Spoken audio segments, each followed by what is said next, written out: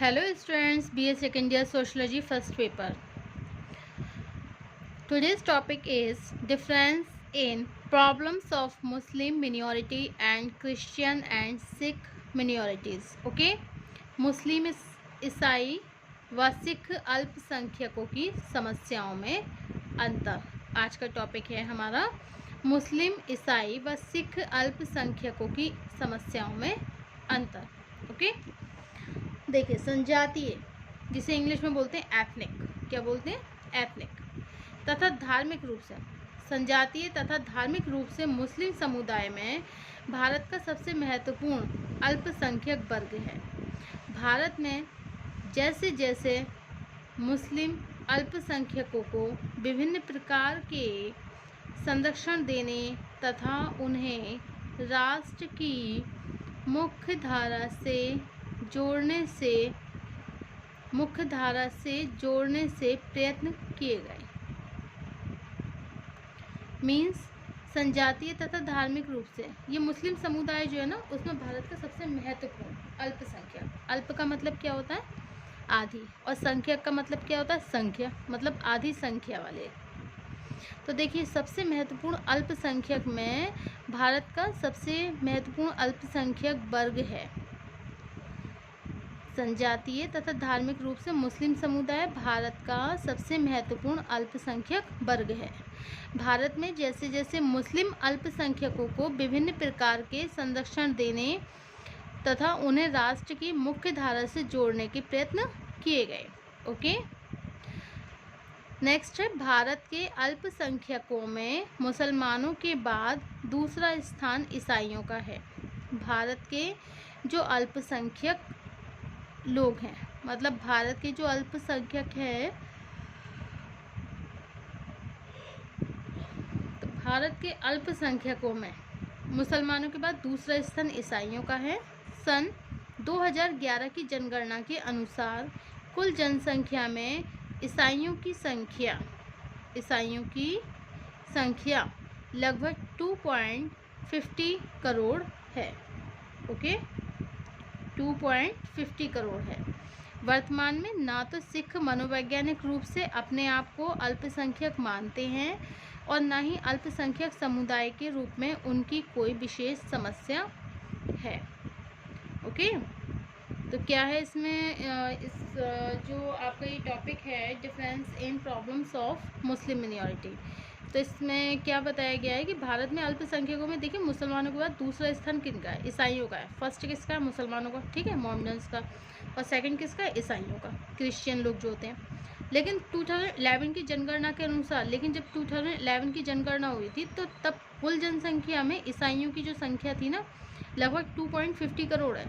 लेकिन वर्तमान में ना तो जो सिख होते हैं, वर्तमान में एट द प्रेजेंट टाइम में ये जो सिख लोग होते हैं मनोवैज्ञानिक रूप से अपने आप को अल्पसंख्यक मानते हैं एज ए साइकोलॉजी।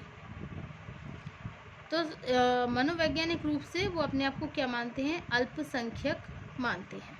ओके, और ना ही अल्पसंख्यक, ना तो वो अपने आप को अल्पसंख्यक मानते हैं सिख लोग, कैसे, मनोवैज्ञानिक रूप से, और ना ही अल्पसंख्यक समुदाय के रूप में उनकी कोई विशेष समस्या है। Okay, so this is the background of the differences problems of Muslim minority. अब नेक्स्ट है आपका, okay, now the next topic difference in problems of Muslim minority. इन समस्याओं की प्रकृति को निम्न रूप से समझा जा सकता है। डिफरेंस, अंतर बताया गया है किसमें, प्रॉब्लम्स मीन्स समस्या में, किसकी समस्या, मुस्लिम मिनॉरिटी। ये जो मुस्लिम मिनॉरिटी की जो समस्याएं हैं उनमें अब अंतर बताया गया है। ओके, देखिए इन समस्याओं की प्रकृति को निम्नांकित रूप से समझा जा सकता है, किसको, मुस्लिम मिनॉरिटी को। इसमें क्या है, जो आपका टॉपिक है प्रॉब्लम्स ऑफ मुस्लिम मिनॉरिटी, इसमें देखिए फर्स्ट आपका आता है असुरक्षा की भावना, सेकंड है शैक्षणिक समस्या, थर्ड है आपका आर्थिक पिछड़ापन, फोर्थ है भाषा की समस्या, एंड नेक्स्ट है सांप्रदायिक तनाव। असुरक्षा की भावना, ए सेंस ऑफ इनसिक्योरिटी, शैक्षणिक समस्या, एजुकेशनल प्रॉब्लम, आर्थिक पिछड़ापन, इकोनॉमिक बैकवर्डनेस एंड भाषा की समस्या, प्रॉब्लम्स ऑफ लैंग्वेज, सांप्रदायिक तनाव, कम्युनल टेंशन। ओके, तो देखिए जो मुस्लिम अल्पसंख्यकों की जो समस्याएं हैं, प्रॉब्लम्स ऑफ मुस्लिम मिनॉरिटी में अंतर, समस्याओं में अंतर, इसमें क्या है देखिए, सजातीय, एथनिक तथा धार्मिक रूप से मुस्लिम समुदाय भारत का सबसे महत्वपूर्ण अल्पसंख्यक वर्ग है।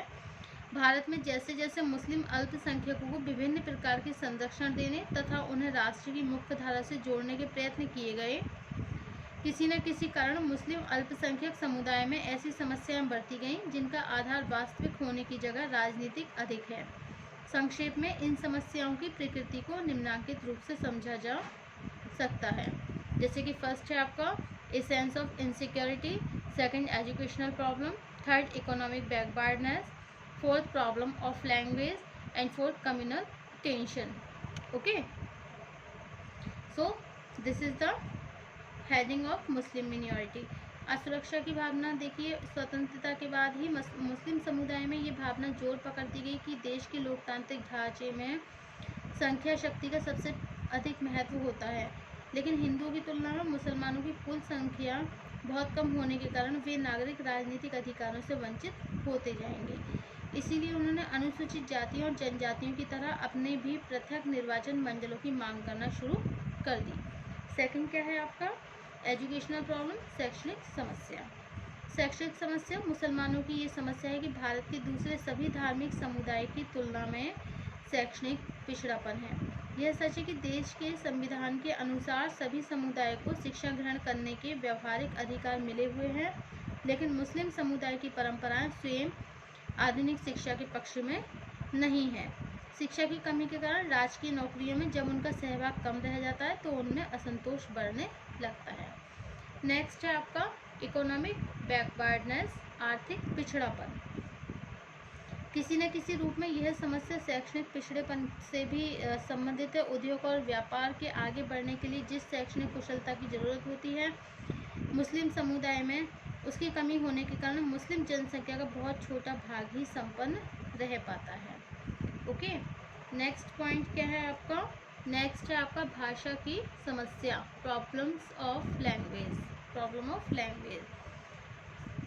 ओके, भारत की जनसंख्या में मुस्लिम जनसंख्या का प्रतिशत आज लगभग 16 है, लेकिन जनगणना रिपोर्ट के अनुसार जनसंख्या का केवल 5.13% ही उर्दू भाषा को अपनी मातृभाषा मानता है। इसका तात्पर्य है कि अधिकांश मुसलमान बंगाली, तेलुगु, तमिल, कन्नड़, मलयालम अथवा कश्मीरी भाषाओं से संबंधित है। जिन राज्यों में मुस्लिम आबादी काफ़ी है, उनमें समय समय पर उर्दू को दूसरी राजभाषा का दर्जा देने की मांग की जाती है। यद्यपि अभी तक केवल उत्तर प्रदेश में यह मांग स्वीकार की गई है। उर्दू को प्रोत्साहन देने के लिए उत्तर भारत के अनेक राज्यों में मुस्लिम मदरसे स्थापित किए गए, लेकिन इनमें जो दी जाने वाली शिक्षा है उसको संदेह की निगाह से देखने के कारण यह नया विवाद पैदा हो गया। ओके, नेक्स्ट पॉइंट है आपका सांप्रदायिक तनाव, कम्युनल टेंशन। क्या है, कम्युनल टेंशन। इसमें क्या बताया कि देखिए ये सांप्रदायिक तनाव, इस समस्या का संबंध अपनी एक अलग पहचान बनाए रखने के उन्माद और असुरक्षा की ग्रंथि से संबंधित है।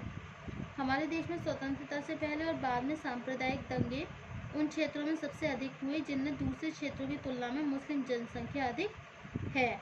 इन तनावों का कोई ठोस कारण न होने के कारण साधारणतया इनका उद्देश्य अपनी शक्ति का प्रदर्शन करना होता है। क्या करना होता है, अपनी शक्ति का प्रदर्शन। मुसलमानों का शिक्षित वर्ग स्वयं ऐसे तनावों का विरोधी है, लेकिन सामान्य लोग इसे बहुसंख्यक समुदाय द्वारा जनित मानते हैं। Okay, so this is the heading of difference in problems of Muslim minority. Is it clear? अब नेक्स्ट है आपका difference in problems of Christian and Sikh minorities. Most importantly, both Jesus and Nanak showed us the path of love in the Gospels. Jesus says, देखिए most important सबसे महत्वपूर्ण बात यह है कि बोथ जीसस और नानक शोड हमें प्रेम का रास्ता इन्होंने बताया था, जीसस ने और नानक ने। In the gospel Jesus says, Jesus ने क्या कहा है, the greatest commandment of all is this: love your God with all your soul, mind and strength, and love your neighbors as yourself. The greatest commandment of all is this: love your God with all your soul, mind and strength, and love your neighbors yourself. Okay? तो ये किसने बताया है? Gospel Jesus says. अंग्रेजी शासन काल में ईसाइयों की संख्या कम होने के बाद भी उन्हें सभी तरह का राजनीतिक संरक्षण मिला हुआ था। जहाँ तक सिख अल्पसंख्यकों का प्रश्न है, वे देश में अल्पसंख्यक हैं, लेकिन पंजाब में सिखों की जनसंख्या 61% होने के कारण वहाँ उनकी परिस्थिति बहुसंख्यक समुदाय की है। ओके, शिक्षा, राजनीति, उद्योग में भी सिखों का अच्छा प्रतिनिधित्व है। जहाँ तक सिख अल्पसंख्यकों का प्रश्न है, वे देश में अल्पसंख्यक हैं, लेकिन पंजाब में सिखों की संख्या 61% होने के कारण उनकी परिस्थिति बहुसंख्यक समुदाय की है। मनमोहन सिंह ने देश के प्रधानमंत्री के रूप में देश को बहुमूल्य सेवाएं दी। महत्वपूर्ण बात यह है कि सांस्कृतिक आधार पर सिख समुदाय अपने आप को हिंदू समुदाय से भिन्न नहीं मानता। दोनों ही एक दूसरे के धर्म और संस्कृति का आदर करते हैं। इसके बाद भी लगभग 30 वर्ष पहले सिखों में ऐसा वर्ग बनने लगा जिसने सिखों को हिंदुओं से बिल्कुल भिन्न मानते हुए अपने लिए खालिस्तान के रूप में एक पृथक राज्य की मांग करना शुरू कर दिया। इससे कुछ समय के लिए हिंदू सिख की एकता खतरे में पड़ी दिखाई दी, लेकिन जल्दी ही सभी लोग ये समझने लगे कि यह पृथकतावादी आंदोलन कुछ विदेशी ताकतों की राजनीति से प्रेरित है। वर्तमान में ना तो सिख मनोवैज्ञानिक रूप से अपने आप को अल्पसंख्यक मानते हैं और ना ही अल्पसंख्यक समुदाय के रूप में उनकी कोई विशेष समस्या है। So this is the problems of Christian and Sikh minorities. Thank you.